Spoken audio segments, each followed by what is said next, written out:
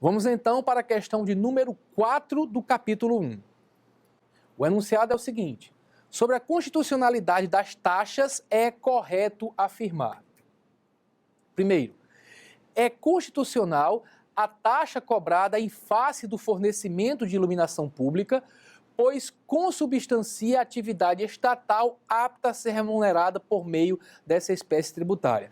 Muito bem, todos devem recordar que o serviço de iluminação pública, por não ser divisível, por não ter como possível identificar quais são os seus usuários, esse serviço não pode ser custeado mediante taxa. Inclusive, o Supremo sumulou esse entendimento, posteriormente transformou em súmula vinculante, de forma que a concessionária vai receber o pagamento do município, que vai arrecadar esses recursos por meio de contribuição de iluminação pública. Cuidado, muitos dizem que a Constituição Federal passou a permitir a taxa de iluminação pública. É bom lembrar, taxa de iluminação pública continua inconstitucional porque o serviço continua indivisível. Então, o que é possível é a contribuição de iluminação pública, de forma que a nossa alternativa A, que fala em taxa, ela está errada.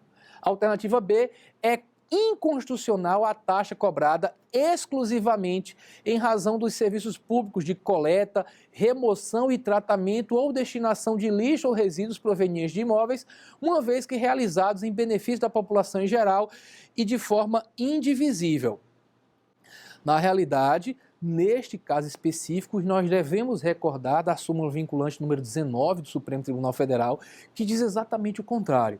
É constitucional essa taxa de coleta de lixo justamente nesse caso citado na questão. Porque quando você diz que o serviço é exclusivamente, então se faz uma restrição para a coleta de lixo proveniente de imóveis, então o serviço aqui nesse caso é divisível, porque você consegue identificar quem são os usuários, que são os proprietários dos imóveis. O que não pode ser feito é a taxa de lixo pela coleta de lixo na rua, limpeza de logradouros públicos. Mas quando é o lixo proveniente do imóvel, aí sim a cobrança pode ser feita nos termos da súmula vinculante número 19. Então o serviço é divisível nesse caso, não é prestado indistintamente à população. Então a alternativa B também é uma alternativa que não corresponde ao gabarito. A alternativa C é constitucional a instituição e cobrança de taxas por emissão ou remessa de carnês, guias de recolhimento de tributos, visto que consubstancia a atuação estatal específica e divisível.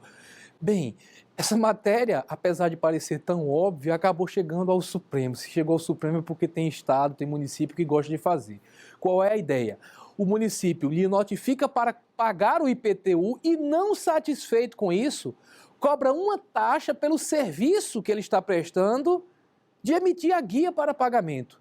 Foi o que o Supremo disse. A emissão de guia para pagamento não é um serviço público na realidade, não é uma utilidade que é entregue ao contribuinte.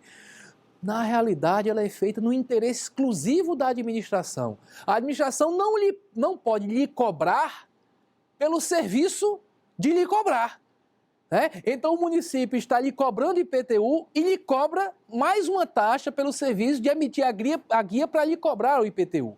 Então não se pode cobrar taxa pela emissão de guia para pagamento de tributo, pelo serviço que não é um serviço público no sentido de utilidade de notificar o contribuinte para pagamento. Então nessa linha de raciocínio, a alternativa C também é uma alternativa incorreta. A alternativa D é constitucional a exigência de taxa de prevenção de incêndio, cuja base de cálculo é cobrada em função do valor venal do imóvel, pois mensura indiretamente a quantidade de trabalho ou atividade que o poder público se vê obrigado a desempenhar. Bem, apesar de pessoalmente eu achar que taxa de prevenção de incêndio seria inconstitucional, seria semelhante à taxa de segurança pública, há uma decisão do Supremo relativa ao Estado de Pernambuco, onde existe taxa de prevenção de incêndio e que o Supremo considerou a taxa constitucional. Só que esse item que está aqui colocado, ele é errado pelo fato indiscutível de que taxa não pode ter base de cálculo própria de imposto, como nós comentamos, inclusive, em alternativa anterior. Então, aqui falando que a taxa é cobrada em função do valor venal do imóvel, o valor venal do imóvel é a base de cálculo do IPTU. Como taxa não pode ter base de cálculo de imposto, então a consequência é que essa alternativa D também está incorreta.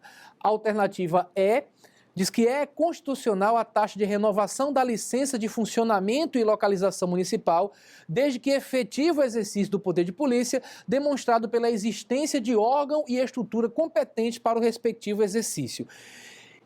Esse item está correto com base naquela decisão que nós citamos no livro, relativa ao IBAMA, que depois acabou sendo espalhada para outros casos relativos a taxas municipais. Qual é a ideia? O Supremo disse, se o órgão administrativo existe, então tem lá uma repartição do IBAMA naquela localidade, com servidores ali lotados, então a administração está aparelhada para fazer a fiscalização. Então você presume que a fiscalização existe. Então, havendo a fiscalização, dado que você presumir, você pode fazer a cobrança da taxa para renovar um alvará, por exemplo, no caso municipal.